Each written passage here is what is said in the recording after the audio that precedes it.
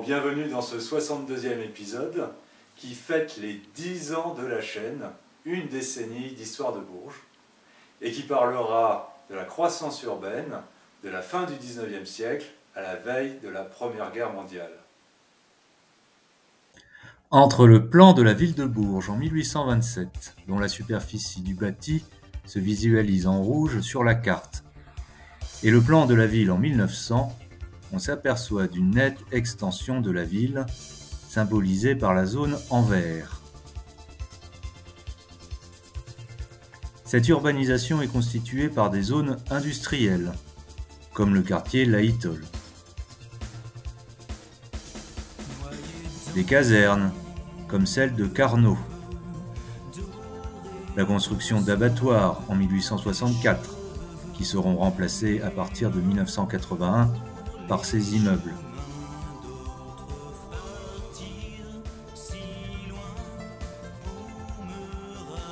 Accompagné du prolongement de la rue des Halles, afin de faire venir les troupeaux aux abattoirs et la viande au marché. La rue s'appelle désormais Béranger. On retrouve encore la prison du Bordiot, opérationnelle depuis 1887. Les maisons d'habitation comblent les espaces. On retrouve des maisons d'ouvriers, avec lucarnes traversant la corniche. Ou non.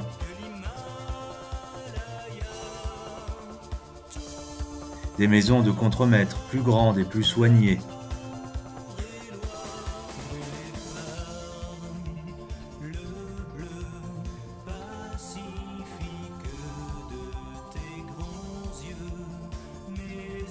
Des maisons de moyenne bourgeoisie, souvent sur les boulevards.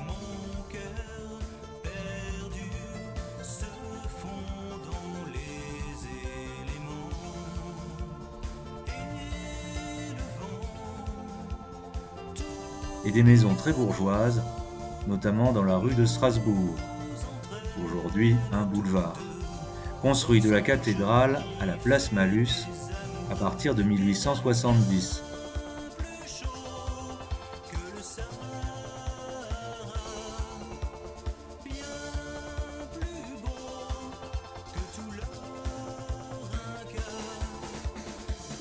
Les tramways, dont la compagnie est créée à Bourges en 1896, structurent l'espace avec 3 lignes.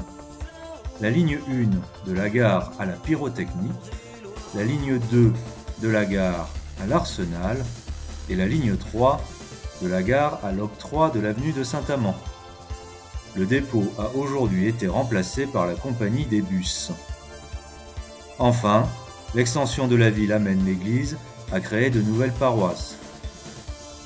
En 1909 est érigée l'église Saint-Guillaume, très vite appelée le Sacré-Cœur.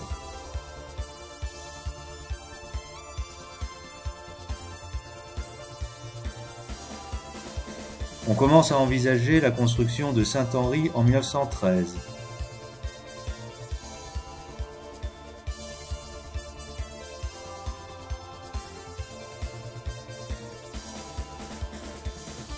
Et une chapelle provisoire, dite Sainte-Barbe, patronne des artilleurs, est inaugurée dans le quartier des établissements militaires.